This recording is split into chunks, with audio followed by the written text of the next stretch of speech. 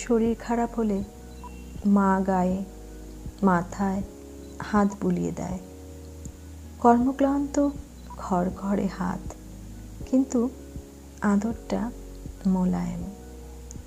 কত রকম স্টাইলে চুল বাঁধতে পারি, তবুও সন্ধ্যায় চিরুনি দিয়ে জট ছাড়িয়ে বিনুনি এঁটে গাটা দিয়ে দেওয়ায় কি একটা অদ্ভুত প্রশান্তি। জ্বর, পেট খারাপে টেলটেলে ঝোল দিয়ে নরম ভাত মেখে খাইয়ে দেওয়ায় কি অপরিসীম তৃপ্তি। আড়ম্বরহীন রান্নাও গুছিয়ে পাত সাজিয়ে দেওয়ার আশ্চর্য ক্ষমতা যে রাখে, সে হলো মা। মায়ের হাতের মাখা নবান্ন বা সিন্নি, মুড়ি তরকারি বা ফেনা ভাত জাস্ট অমৃত।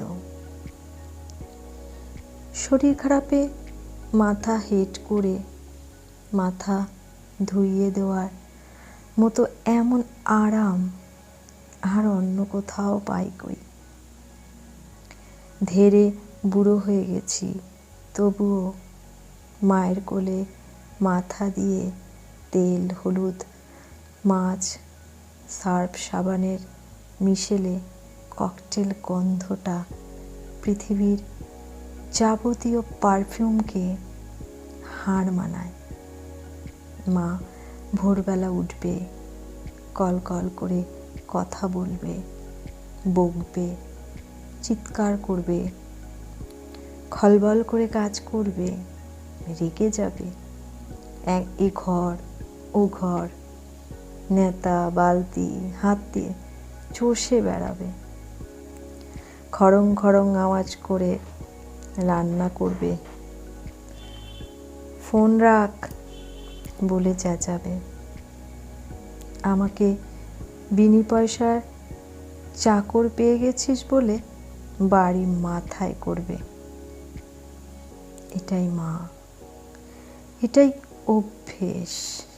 মা অসুস্থ হলে সব কিছু কেমন শূন্য লাগে, খা খা করে।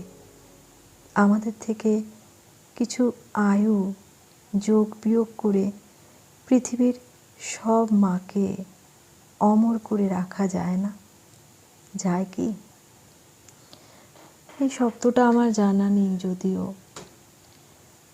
মাকে আলাদা করে ভাবা, আলাদা করে দেখা, নিজের থেকে আলাদা করা কোনো সন্তানের পক্ষেই হয়তো সম্ভব নয়। কিন্তু আমরা অনেক ক্ষেত্রে দেখতে পাই